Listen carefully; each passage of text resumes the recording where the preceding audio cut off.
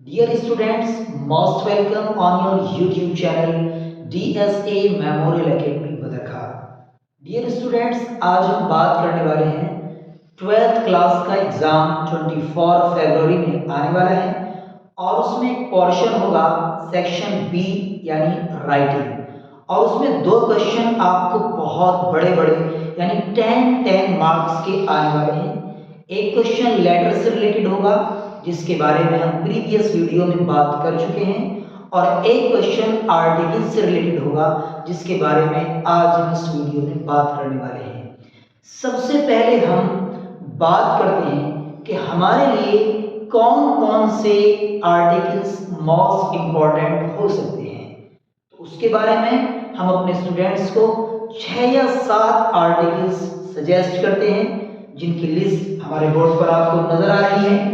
सबसे पहले health is wealth, online education, corruption in India, value of sports and games, population and science.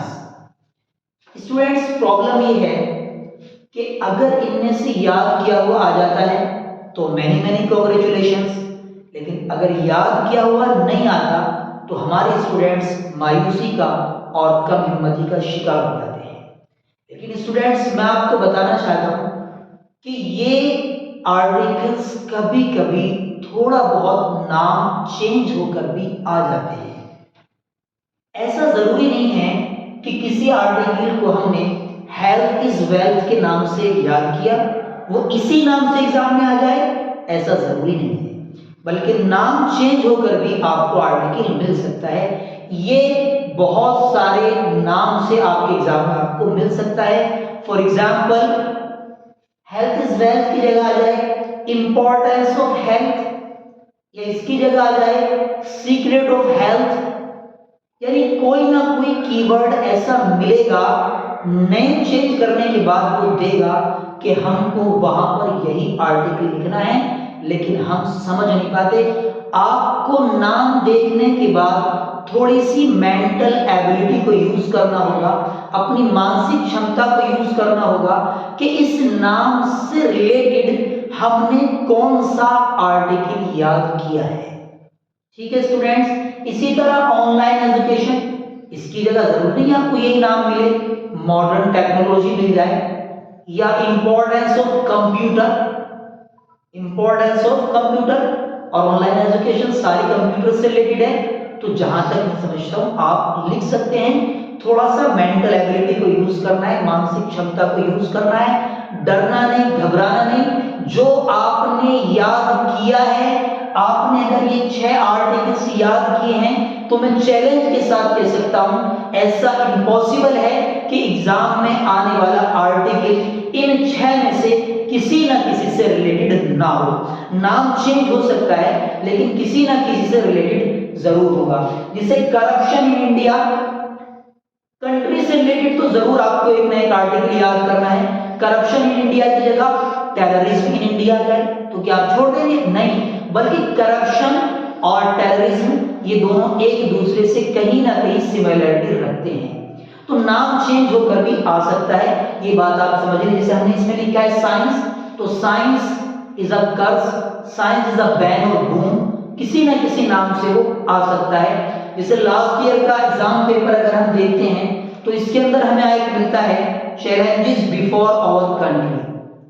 Challenges before our country, हमारे देश के सामने क्या क्या चुनौतियां हैं, क्या क्या चैलेंजेस हैं, आप कोई सा लिख सकते हैं। ये साइंस यानी कि साइंस कितना हमारे देश के अंदर बढ़ रहा है तो आप इसमें इसको लिख सकते हैं। पॉपुलेशन ये चैलेंज है, ठीक है नहीं। इसी तरह करप्शन भी एक चैलेंज है। आप बहुत सारों को मिक्स करके भी एक आर्टिकल तैयार कर सकते हैं। ठीक है स्टूडेंट्स, इसके बाद मैं थोड़ी सी बात करता हूं कि आपको वो आर्टिकल लिखना किस तरह है।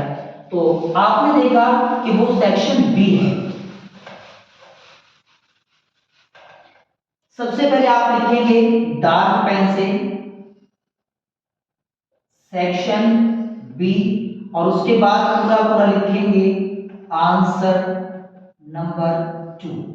उसके बाद आर्टिकल आप इस तरह यहां ब्लैक पेन का यूज करके हेडिंग की शक्ल में लिखेंगे आर्टिकल, या ब्लैक पेन से हेडिंग डालेंगे।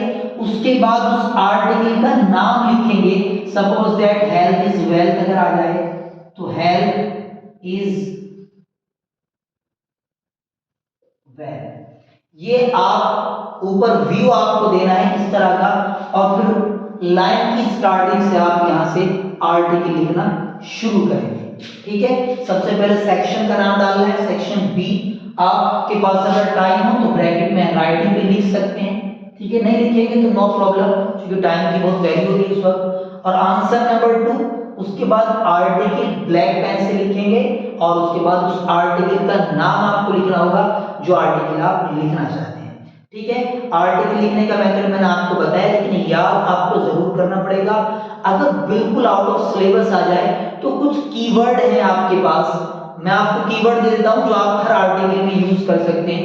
कीवर्ड्स फॉर आर्टिकल, जिससे हर आर्टिकल का रिलेशन पूरी दुनिया से होता है, तो आप एक वर्ड यूज कर सकते हैं, ऑल ओवर वर्ल्ड। ठीक है स्टूडेंट्स, इसी तरह हर आर्टिकल का रिलेशन आज के इस मॉडर्न टाइम में यूथ यानी युवा, और यूथ क्या आप जनरेशन भी लगा सकते हैं। इसी तरह हर चीज किसी ना किसी से लिंक होने के बाद इंपॉर्टेंट बन जाती है, तो आप इंपॉर्टेंट वर्ड का भी यूज अपने आर्टिकल में कर सकते हैं। इसी तरह हर चीज का अपना कोई ना कोई इफेक्ट होता है, तो आप इफेक्ट वर्ड यूज कर सकते हैं। इसी तरह आप देखेंगे हर चीज की जब इंपॉर्टेंस हो जाती है तो उसके बगैर कुछ नहीं होता, तो बगैर यानी विदाउट भी आप यूज कर सकते हैं।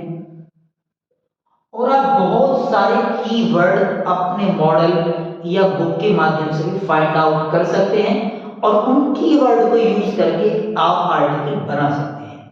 ठीक है, नहीं बहुत सारी चीजें आपको, बहुत सारे मीनिंग्स खुद एग्जाम पेपर में भी दिए होते हैं, आप उससे भी हेल्प लेकर के आर्टिकल तैयार कर सकते हैं। जैसा कि एक अनसीन पैसेज आता है जो सेक्शन ए में आता है, उसमें से आप आर्टिकल के लिए कुछ निकाल सकते हैं। इसी तरह आपको एक सीन पैसेज भी आता है बुक से, तो आप उसमें से भी कुछ आर्टिकल के लिए निकाल सकते हैं। आप अपने पेपर को भी यूज कर सकते हैं आर्टिकल लिखने के लिए, कुछ मीनिंग्स देखने के लिए। लेकिन स्टूडेंट्स, मैं लास्ट में आपको यही सजेशन देना चाहूंगा कि आप इस आर्टिकल को छोड़ेंगे नहीं। 10 मार्क्स का होगा। अगर आपको अपने ऊपर कॉन्फिडेंस है तो कॉपी के स्टार्टिंग में रख लीजिए, और अगर आपको कॉन्फिडेंस कम है तो फिर आप उसको 20 कॉपी में लास्ट में भी आप उसको रख सकते हैं। लेकिन ये 10 मार्क्स का क्वेश्चन आप बिल्कुल नहीं छोड़ेंगे, आपको करके आना है, और आप कोशिश करें, अभी आपके पास टाइम है 3 डेज, आप इसको याद भी करें।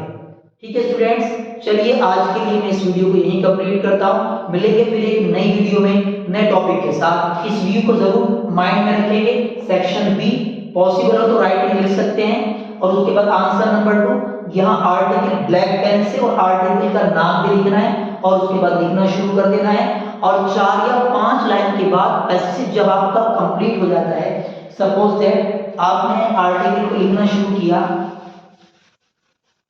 और आपने यहां से आर्टिकल को लिखना शुरू किया, first line complete, second line complete, third line complete, and fourth line आप हाफ छोड़ सकते हैं। फोर्थ या फिफ्थ लाइन हाफ छोड़ने के बाद आप न्यू लाइन से आप स्टार्ट कर सकते हैं, यानी आप अपने आर्टिकल्स को 3 पैराग्राफ में लिखने की कोशिश करेंगे, एक पैराग्राफ में नहीं लिखेंगे। 3 पैराग्राफ मिनिमम हो, पॉसिबल हो तो 4 भी कर सकते हैं। ओके गाइस, चलिए, thanks a lot for giving your precious time.